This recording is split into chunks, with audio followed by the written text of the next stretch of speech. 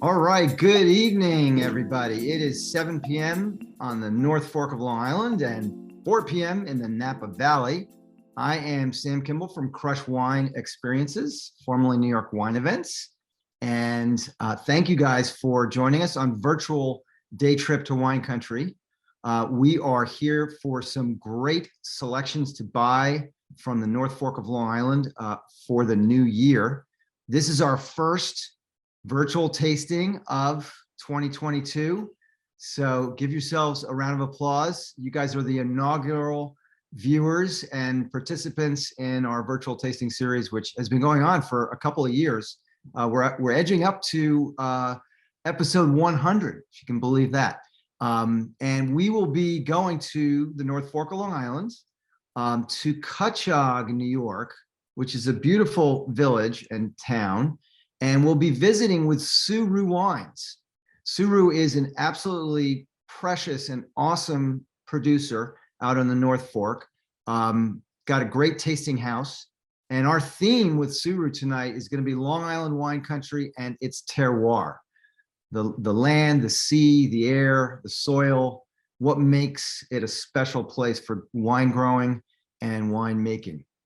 The background is really, in a word, is family. Suhru Wines is a family-run winery established in 2008, and it was really a dream that was developed over the course of a husband and wife, Susan and Russell Hearn, and their life together. And Russell, who's the winemaker, inspired Susan's passion for wine, introducing her to many of the different nuances and subtleties and flavors and styles of wine.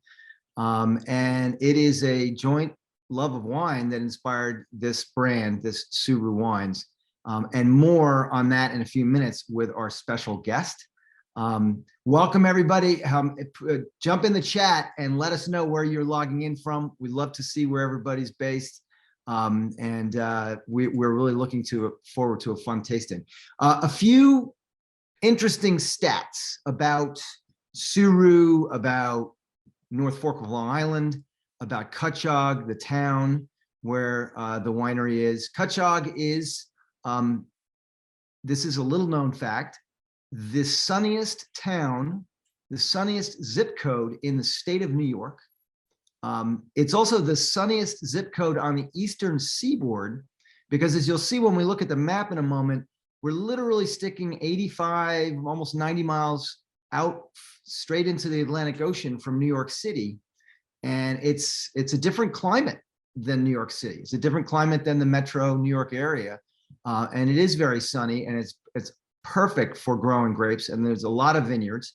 There's about 50 to almost 60 vineyards on the North Fork alone, vineyards and wineries rather.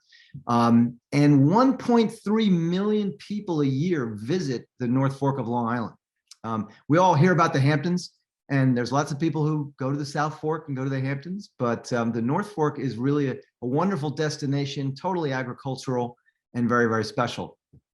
Welcome everybody, welcome all. Please ask any questions or make comments along the way in the chat. I want to say hello to California, Long Island, I think Illinois, Chicago, I believe, Northport. So we've got a geographically diverse group, which is great. And so speaking of geography, we are going to travel virtually to Cutchogue, New York, on the North Fork of Long Island. And let's take a look on the map at where we're headed. For anybody who is not familiar, some of you are, especially if you're on Long Island, familiar with the geography. So in the background, you'll see that little red map pin. That's Suhru Wines in Cutchogue. Welcome, North Carolina. Awesome. And you're way out. You can see New York City all the way to one side of me, and all the way on the other side. That's about a 90-mile stretch. We're not even out to the tip of the North Fork. It's about 90 miles out into the ocean from New York City. And that is where Cutchogue is. And that is the heart of the Long Island wine country. And this background photo that I just put back in my background is an actual vineyard in bloom, growing there in the North Fork AVA, or American Viticultural Area. With that, and without further ado, I would like to introduce our guest, Shelby Hearn Ulrich.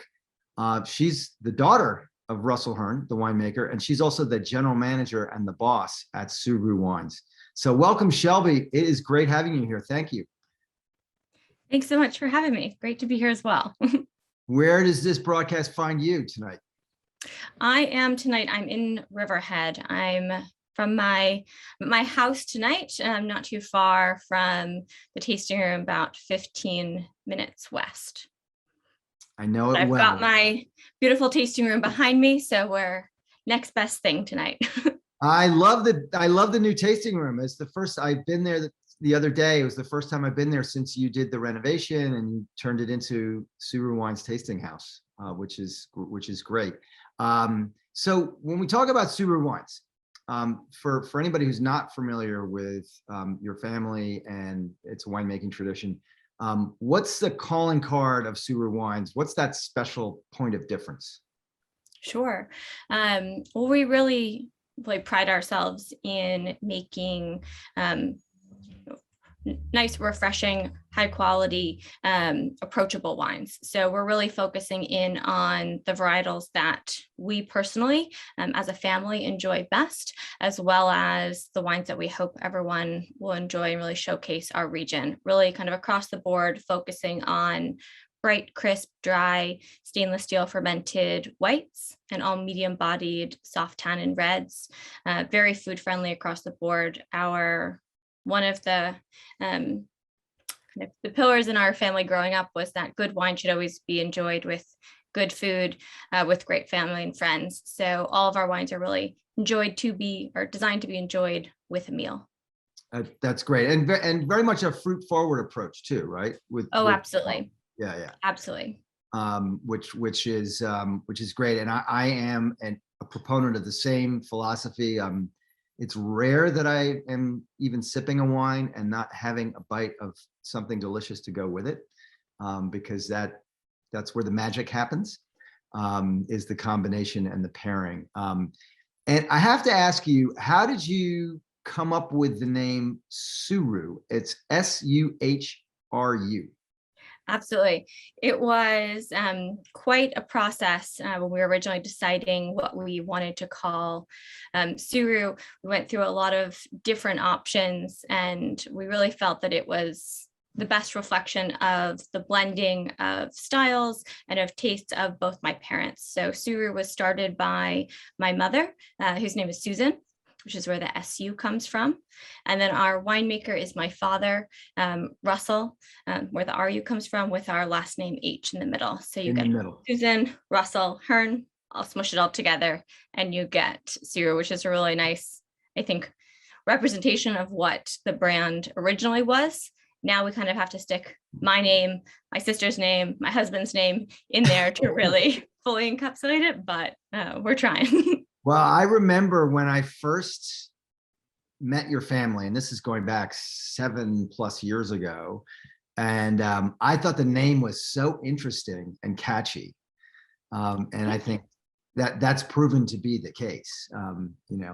And you were already a few years into it at that point, but I think it's a great name, and I know that people always ask whenever I mention it, like, where's that from? Is that what language is that? Yeah.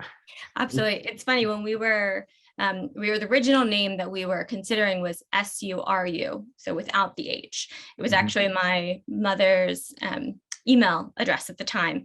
And so we went to copyright it and realized Suru is a sake company in Japan. It's a Japanese verb that means to be. So it was kind of the perfect happy accident. We added in the H, and the rest is history. That's so cool. You learn something new every day. So Suru in Japanese is to be. I love it.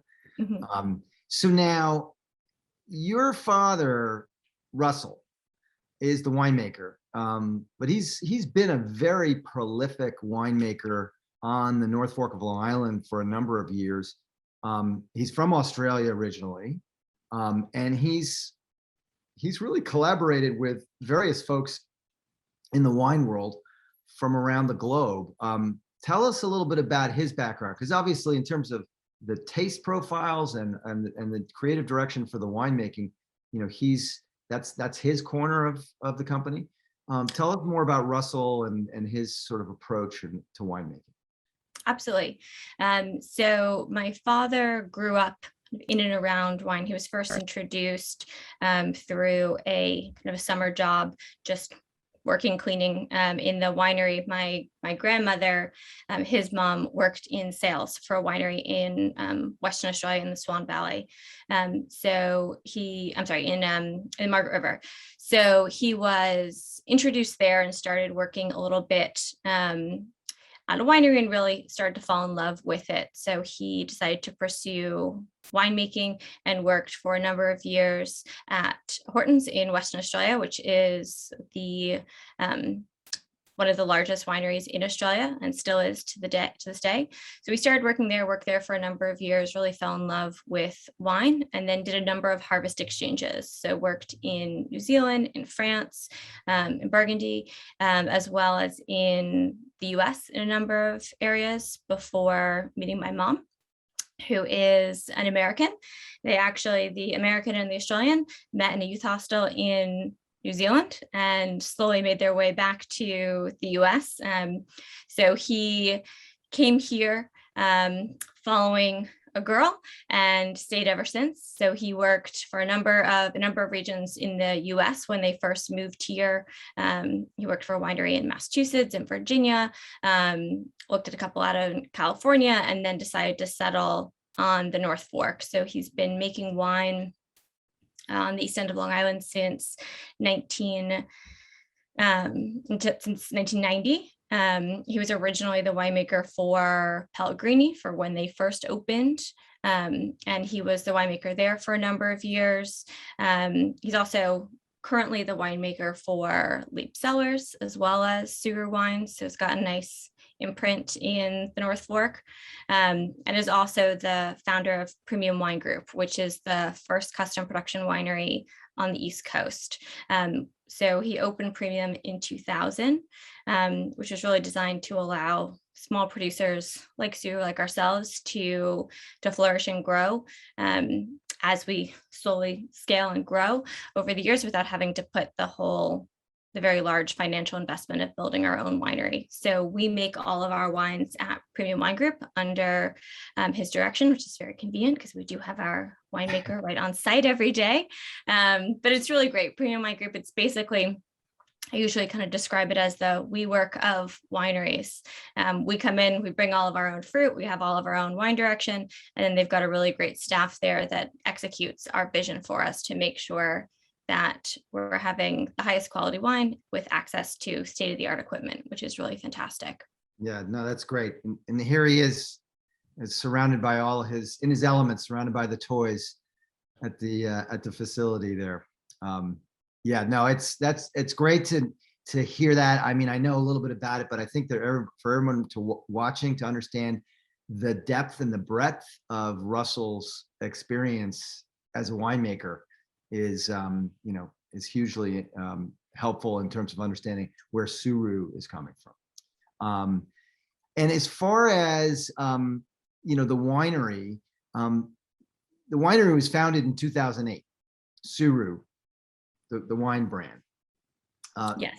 But the tasting house came along 10 plus years later, in 2018. And I have a question here from Nancy. Does Suru have its own vineyard? Sure. So that's a great question to start. So Suru does not own any acreage on the North Fork at the moment. We take a slightly different approach. So we source our fruit. So we work with a handful of vineyards across the North Fork, as well as actually one in the Finger Lakes where we grow our Riesling.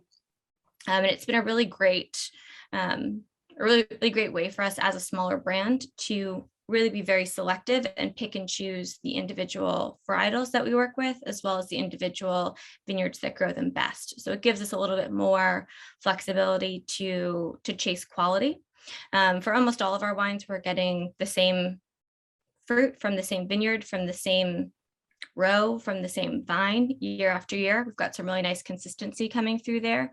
But like I said, it gives us a little bit more flexibility to pick the individual vineyard that grows Pinot Grigio best versus the one that grows Cabernet Franc, and so on and so forth.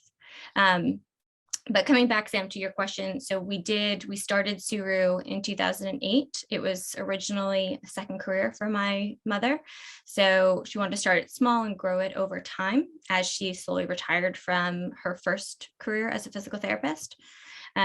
So for the first 10 years, we were primarily focused on wholesale. So you could find us in shops, in restaurants. And then in 2018, Suru had reached a point where we felt it was really time to open a tasting room.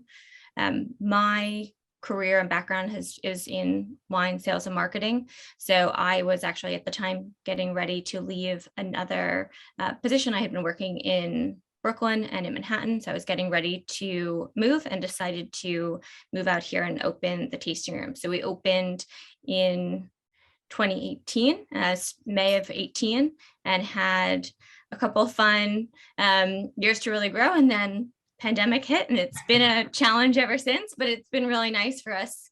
It's been a challenging but fun way to really see what Suru can do. So we've really had to push and adapt and twist, but are doing some good things. Well, I have to say, I wish I had I should have taken a photo when I was there the other day, but to show everyone, the tasting room, the way it's set up is it's really open. It's an open plan. It's very, the way you've set it up, it's very, COVID protocol, like you're not on top of other tables. And it's just terrific. I mean, I think the renovation, I saw the space when it was the previous tasting house going back years ago, and it was much more sort of like, claustrophobic and a little bit, sort of on top of itself. And this is, you open it up and it's really accommodating, I think, for small groups. I mean, I think you said you do groups of up to 6 people. We do. Yeah. So I think that, like so many other of the wineries and tasting rooms on the North Fork, you guys have navigated the current situation, and with any luck, things are improving, knock on wood. Absolutely. And I think kind of with our tasting room too, what's nice is we set it up, the vision from a design standpoint was that when you walk into the tasting room, it should feel like you're walking into someone's home. So we want you to welcome you into our home to enjoy our wines. The tasting room design is very much modeled after my parents' the aesthetic of their house. Mm-hmm. So it was very nice. We didn't actually have to make very many changes from pre-COVID to, to the current environment.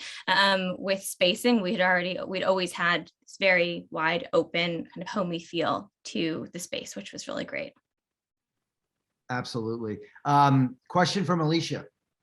Which wineries did Russell work at in California and Virginia? Sure. She's familiar with both places, having lived in them. Excellent. So he did a harvest exchange in California.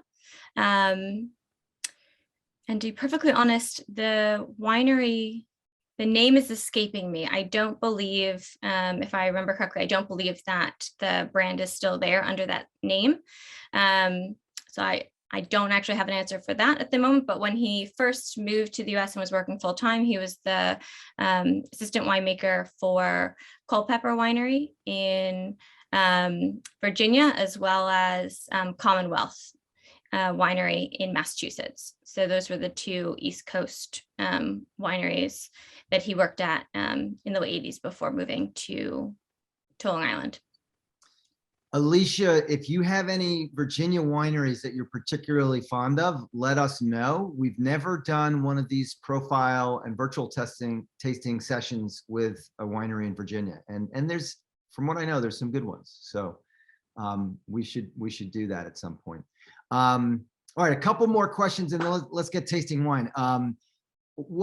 So Pete, we've got some very knowledgeable folks who are watching, I can see from the chat. And Susan, you read my mind. Some people who are very familiar with Long Island and other people who are just very savvy about the wine world and wineries. To give some dimension to Suru, like how many cases do you produce? How many different selections are in your portfolio of wines that you make, Sure. So we make on average about 2,500 cases a year, give or take, based on the year and the harvest and production, but right around 2,500 cases. And from that, we make anywhere from 10 to 12 different wines per year. We try to keep it very, very limited. We make a sparkling, 3 whites, a rosé, and 4 to 5 reds, depending on the year. We very much are focused on if the grape quality isn't there that year, we're going to skip over that vintage. So luckily for us, that hasn't happened too often. Happens, with reds more so than with whites in our region. Sometimes we'll have a hurricane come through and cause some little bit of headache at the end of harvest. But it gives us a little bit of flexibility. Being a smaller producer, we're really focused on making the best possible bottle of wine that we can. Well, and you also make the best can of wine that you can. We do. I love the cans. So for anybody watching who's interested, Suru has an amazing line of the wines in cans, and there's the super cool can design, just great. They're 4-packs. You go to the beach. Yeah, look at that. There you go. Yeah, I've got the Pinot Grigio in can in front of me at the moment. I don't have the rosé, but we do both the Pinot Grigio as well as our rosé in 375 ml cans, so half bottle cans. Got it. Yeah, it's great. I sampled the cans the other day and I love them. So that is so cool, and I love the fact. How has it been? A couple years you've been doing the cans? So we started doing, this spring will be our 3rd canning run. So we launched cans right as the pandemic hit, which was actually really good timing for us for a lot of reasons, as everyone was looking for small format and to-go wines. But we really figured with our location and our proximity to the ocean and the beach out here, it really just is a no-brainer.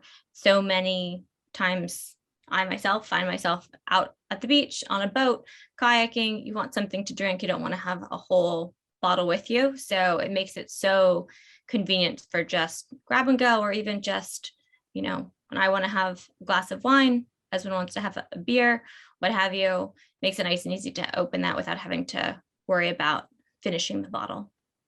And the cans are 12 ounces. So anybody who's interested, that's a half bottle of wine. So it's more than you think. You don't have a can necessarily by yourself all at once, maybe over the course of some time. All right, so let's get into tasting. The first wine is your 2020 Pinot Grigio, which is somewhat unusual. There are not a lot of Pinot Grigios coming out of the North Fork. Tell us a little bit about this wine, the tasting notes. And I've got mine here, and I'm actually pairing it with an herbed cow cheese, which is really interesting. It's kind of like an herb goat cheese. It's sort of a whipped cow cheese. It's very soft and creamy. But tell us about this Pinot Grigio. Absolutely. So we're making an Italian style Pinot Grigio, which is a little bit different from what you tend to see coming out of the North Fork. You do see a lot more Pinot Gris. The main difference being Pinot Grigio, you're going to ferment completely dry. You're typically going to pick it a little bit earlier than you would for Pinot Gris. For Pinot Gris, you let the grapes hang on the vine a little bit longer because you want a little bit higher sugar content coming through, as well as lower acidity. For the Italian style Pinot Grigio, we're really looking on bright, crisp, vibrant flavors, really leaning into that acidity. So what you see coming through off of the Pinot Grigio, right off the nose. Got a lot of that lemon, lime characteristics, that nice citrus. And then on the palate, I tend to get some really nice Granny Smith mingling with a little bit more of that lemon and lime. So bright, crisp, refreshing.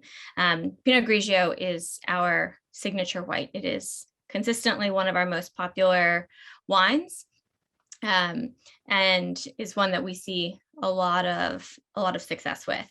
This particular vintage that I'm drinking right now is the 2020, and this particular one actually just last year won gold at the 2021 New York Wine and Grape Classic. So it's really got a really nice reception. Yeah, it's got a really refreshing acidity, but a nice balance, which is always when something has that real crispness. What's the alcohol content? The alcohol, I can tell you actually the exact, but the alcohol for the Pinot Grigio, it typically does fall in right around 12, and this vintage is exactly at 12%. So it's nice. It's right in the middle there, not too high, not too low. It's got some nice bright crispness and pairs really well with food. I think of all of our wines do, but the Pinot Grigio is one of my favorites to pair because it has all of that nice, bright, crisp lemon flavor. So it pairs really nicely with fish, pasta, anything with a little bit of richness. My go-to, one of my favorites, particularly in the summertime, is a nice lobster with a glass of Pinot Grigio. You can skip right over the butter. You can skip right over the lemon, bite a lobster and a sip of Pinot Grigio. That's all summer long. As I like to say, when you have a really nice, refreshing, acidic wine like this, that's like a squirt of lemon on that lobster. Exactly. No, it's terrific. Excellent. Yeah. Let's move on to the next one, which is your 2020 Sauvignon Blanc. Oh, by the way, let me just to show everybody really quickly on screen. I will show everybody the Pinot Grigio. This is the Pinot Grigio in the bottle. Mine that I'm drinking, my sample tonight is actually from a can. I am actually too. I've got the can. I have the bottle in front of me as well, but it's the exact same wine that's in both the bottle and the can. So it makes it really nice, you know, when you're only looking for a glass or two, to just crack open one of those cans. So for anybody who would be interested in ordering, what's available to order on a one unit at a time is the bottle, because the cans I think come in a pack with rosé, right?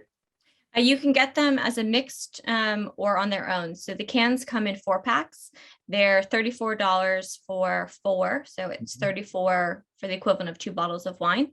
And you can get them as 4 Pinot Grigios or 2 Pinot Grigios and 2 rosés. So you can do a mixed with 2 and 2. It's great. And again, SuhruWines.com, promo code is cheers if you're interested in this wine. So people can order the cans on the website as well. Absolutely. That discount code you can use for any of our wines. So it applies to the bottles and the cans of the Pinot Grigio, as well as the other 3 wines that we're tasting tonight and everything else that we have on our website. All right. So Myra, hi Myra. It's good to see you. Happy New Year. I'm going to skip ahead for a moment on my slides. And because Myra asked a really good question, because she's in Pennsylvania, and she asked, "Do you ship to Pennsylvania?" I believe the answer is yes. Yes, we do. And bear with me a second, but I'm going to show everybody the map of where Suru ships in the United States. So bear with me a moment, and voila. So if you see gray diagonal lines through your state, Suru doesn't ship there, but it's like 40 something states. It's most of them. Yes, we do. So we ship to a little over 40 states, and then we wholesale. So we sell in restaurants and in shops in both New York and New Jersey. And if you're looking for those specifics of where we do shop or we do sell in shop and restaurant, we do have a full complete list of that on our website if you're in New York and New Jersey and looking to find them close to you. I think virtually everybody who's watching and hanging out with us here is spoken for. You ship to those states. So great. That's the goal. We're trying to ship to as many as we can. Oh, Alicia, thank you for the suggestions. I will connect with you offline. And I would love to explore that, because we have people who watch in the Mid-Atlantic and Southern tier states as well. So, all right. So moving right along, we are going to jump into the Sauvignon Blanc, it's the 2020 Sauv Blanc. I love this wine. I'm a sucker for Sauvignon Blanc in general. It's one of my favorite varietals. We'll hear about your much more interesting pairing ideas, but I'm pairing this with a nice fresh Brie cheese that I got this afternoon. Which is an excellent pairing choice. My general opinion is you can't go wrong with Brie in any wine, but it's always a great choice. True.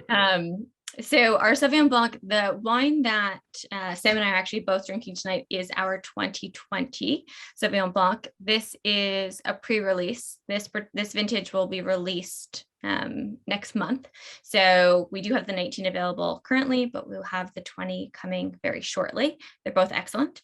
The 20, however, is going to have really nice fruit notes. So it's a little different than what you've seen years past from us. As I was saying before, we work with a handful of vineyards.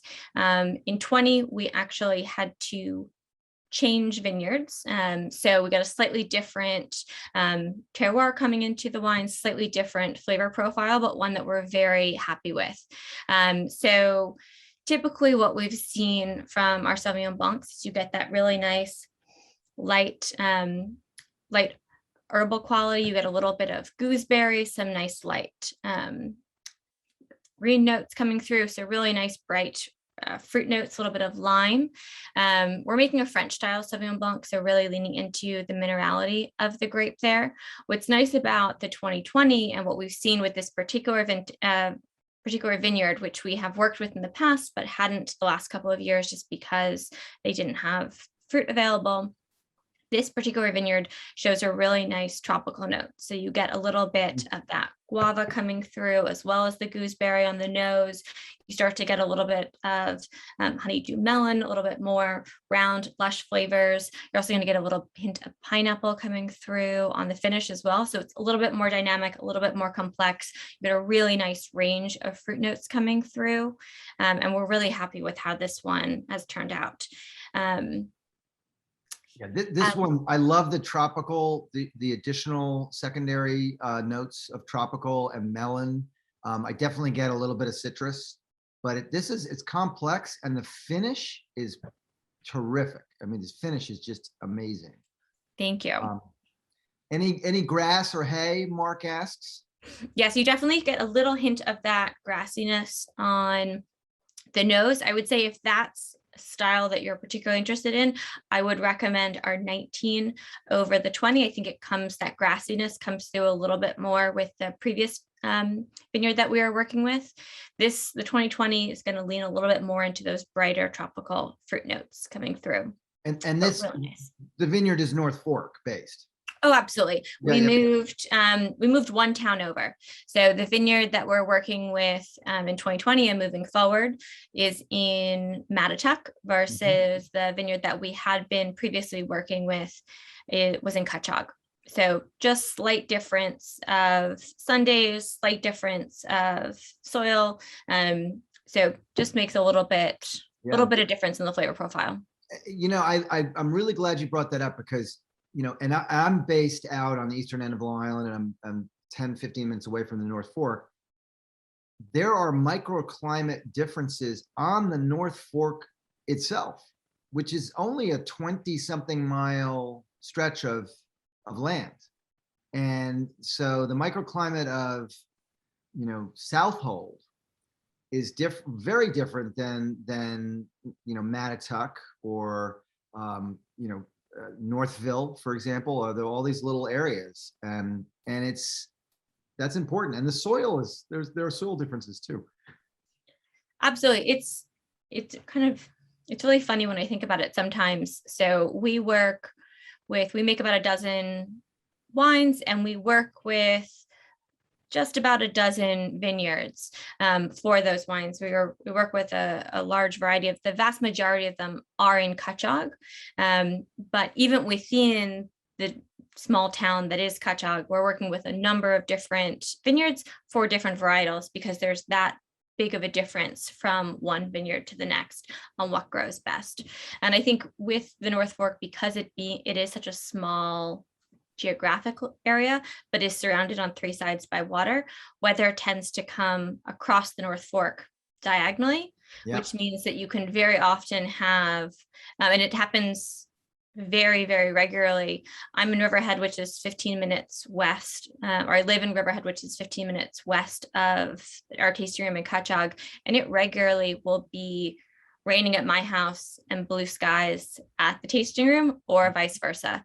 There's a very big difference from one town to the next, just based on how the wind comes across the island and kind of whips those weather patterns across. Well, when you look at the map of Long Island, and you see, the degree to which,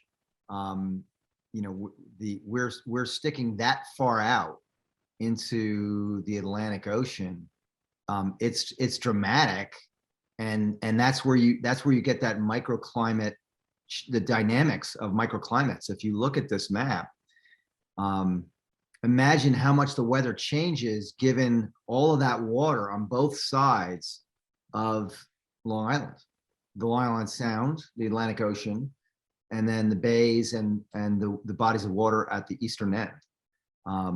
So it's like a weather laboratory, the North Fork, essentially. It is. And without that water, we would be a very different region. The bays, the sounds, the ocean all really acts to moderate our temperatures in a way that this region would be dramatically different without. So it causes us a little bit of stress when sometimes you have different weather patterns from one town to the next, but it's also what keeps it exciting. Absolutely.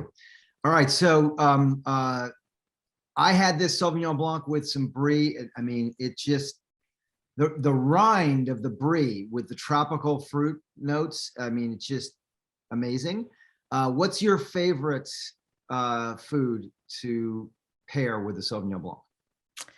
Sauvignon Blanc, I've got to go oysters. A very classic pairing, but whether they're raw on the half shell or grilled, oysters and Sauvignon Blanc will always be the quickest way to my heart. I think there's just something so special, particularly with this style of Sauvignon Blanc that we make. That minerality really leans into a little bit of salinity that you get from the oysters. So it's a really nice complement, I think, to the seafood pairing. But I drink a lot of both the Pinot Grigio and the Sauvignon Blanc. I would say you'd be hard pressed to find a seafood dish out here that I wouldn't pair with either of those. I mean, and for the amount of local seafood there is, you'd be hard pressed to find not a lot of great seafoods to go with the Sauv Blanc. It's a bountiful. That's the thing I love about the North Fork. There's just so much going on agriculturally. There's so much happening in terms of seafood. All right, so I love the fact that you got me out of my comfort zone today, Shelby, and I went to the cheese shop and I said the words, I would like some English cheddar, which are very foreign to me. I lean towards Spanish and Italian and French cheese. And there I was, and I said, I want some English cheddar. And the next wine, the Cabernet Franc, for me, the pairing is magical with the English cheddar.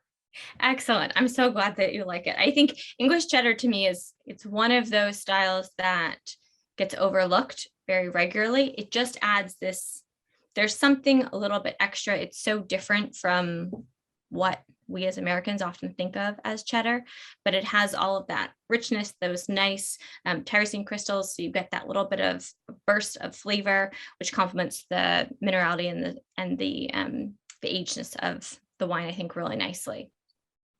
Yeah, here it is. I mean, it's complex. I love the flavor profile, the aromatics, and it's also, to me, as Cabernet Franc, which I like to tell people is sort of the unofficial red wine grape of the state of New York.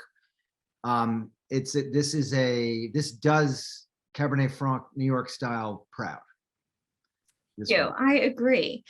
This is actually, the 2019 is the first vintage of Suru Cab Franc that we've ever made. We had historically, we had a second label in addition to Suru that we were making a number of our reds under.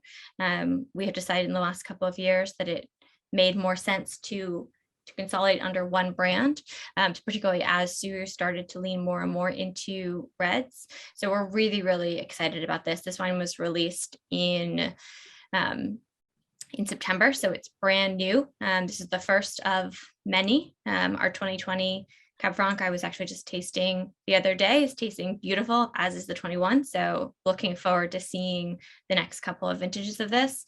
But we are making kind of what I like to refer to as the classic North Fork Cabernet Franc. You've got all of those really nice, rich, complex, deep flavors, leaning nicely into more of those red fruit notes. You've got some nice currant coming through. You've got a little bit of raspberry, a little touch of plum, little hint of cherry, really nice dynamic flavors coming through there.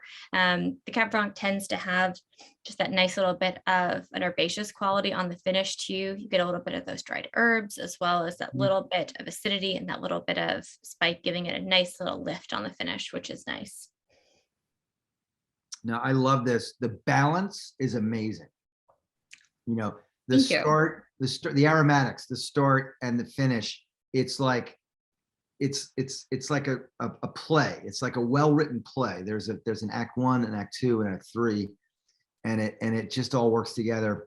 And what makes that work for me is the sense of balance. Absolutely. We do. I think one of the main things coming into that balance is across the board, we are looking for very fruit forward wines. So we're keeping the acidity nice and bright as well. But we play a lot with Hungarian oak, given that my father's background was originally in winemaking from Australia. In Australia, they use a lot of Hungarian oak, which is a very soft flavor imparter, as opposed to American or French, which tend to have a little bit more aggressive flavor notes. So we use a lot of Hungarian oak in our aging. Our Cabernet Franc, this particular vintage, is actually 80% Hungarian, 20% French. So we are utilizing a little bit of French oak to add a little bit more depth and dimension there. But Hungarian oak really allows, kind of the way that I like to think of it is essentially it allows all of the benefits of oak aging without a lot of the flavor imparters. So it allows the fruit really to shine through while you're still achieving all of that nice, robust, round flavor, softening the tannin, adding that length that you really see from barrel aging. Absolutely. So Janet says, let's talk cheese. Janet, you're speaking my language. I already talked about the English cheddar. So what else, what other cheeses, Shelby, would you suggest for this one? Sure. I think the Cab Franc in general, I really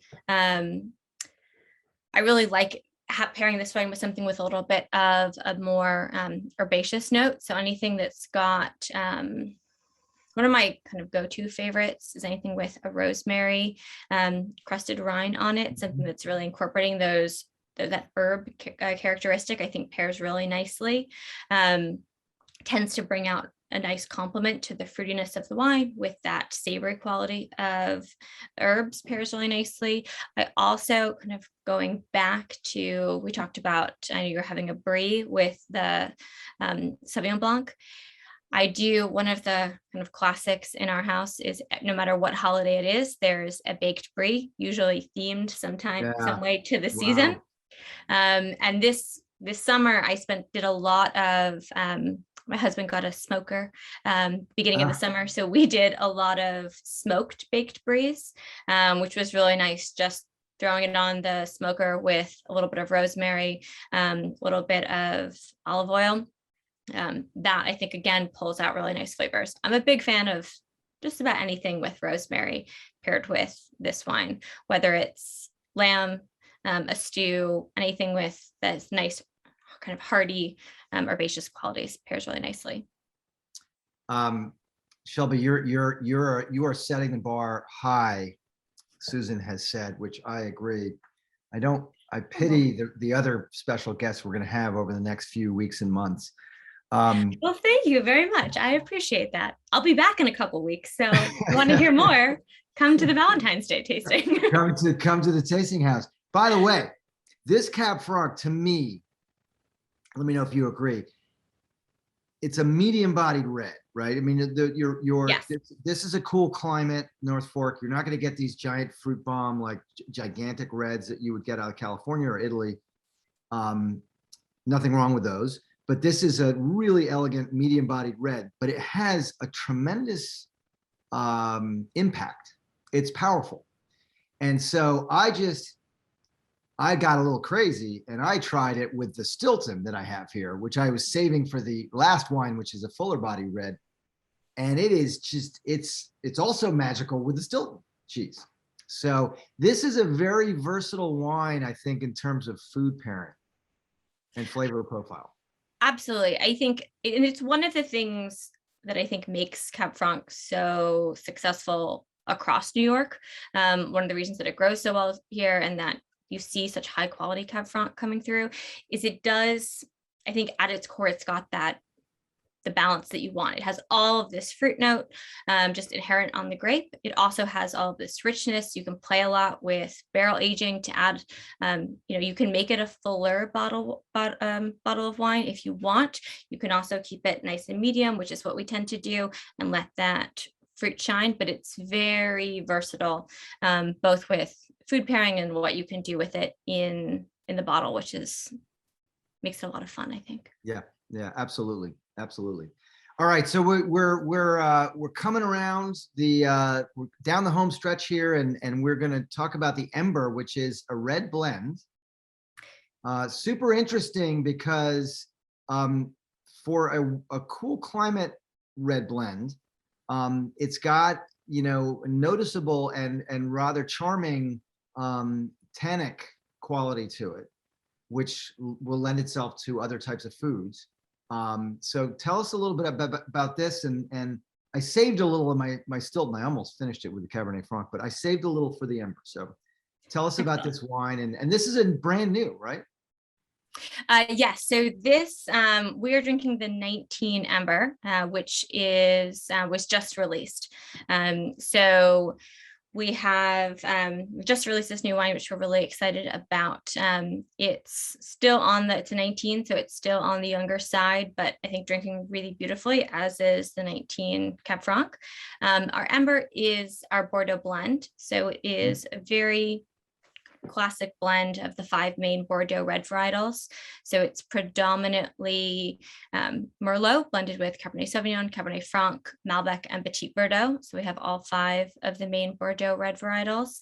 And we're aging this exclusively in Hungarian oak, which again, I think really helps build out that tannic structure that you're talking about. One of the really nice things about the Ember is being that it's a blend. I think it's a really good showcase of my father, our winemaker's style. I think blends are the best way to get a sense of a winemaker's style, because they should show the best representation of that vintage.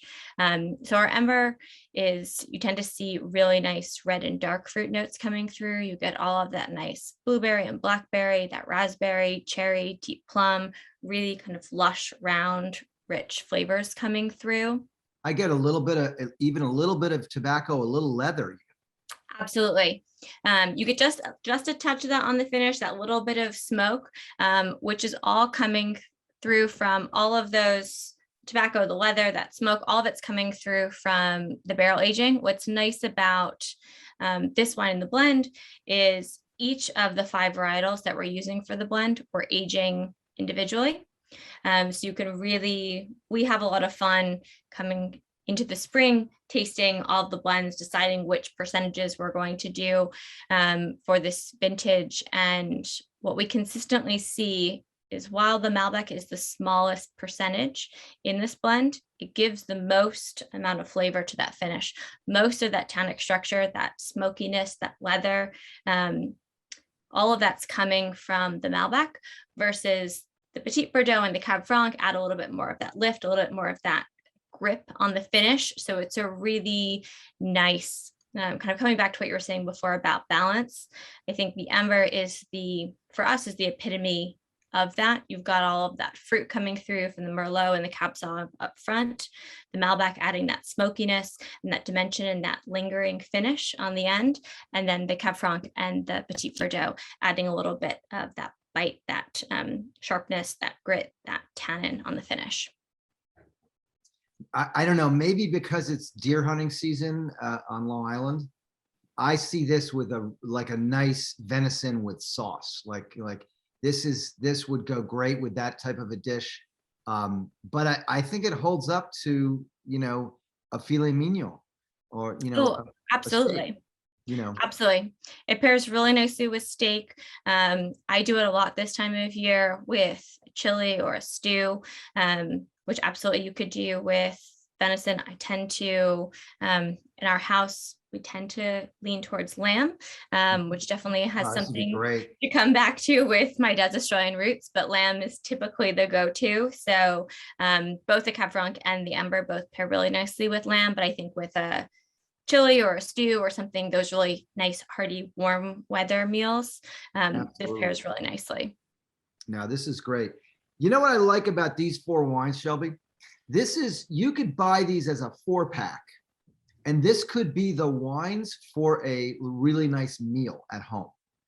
These could be the wines for Thanksgiving. These could be the wines for the holidays, because you really run across the spectrum from the light, the Pinot Grigio, the refreshing, the acidic, the Sauvignon Blanc, and into Cab Franc and the red blend. It would follow the meal. Oh, absolutely.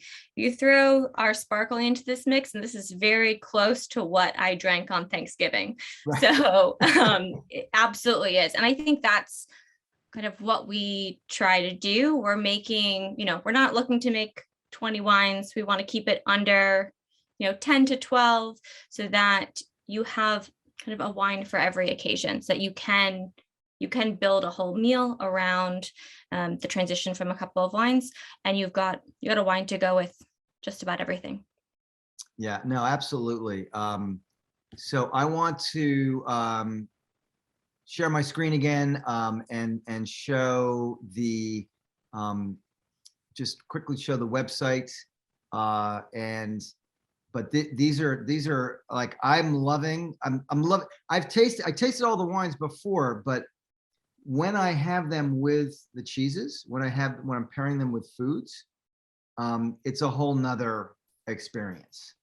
Oh, absolutely. I think our wines definitely, like any wine, can be enjoyed by themselves. And that makes a lot of sense, because for anybody who's curious, the most widely planted grape on the entire North Fork, which is a major wine region in New York State, is Merlot, actually. And then Cabernet Franc is the perfect grape for this climate, this cool climate. So again, unofficial red wine grape of the state of New York. Those two together to make a rosé, you've got a winning combination. Absolutely. And the Merlot in a rosé specifically gives it this really nice round, soft flavor.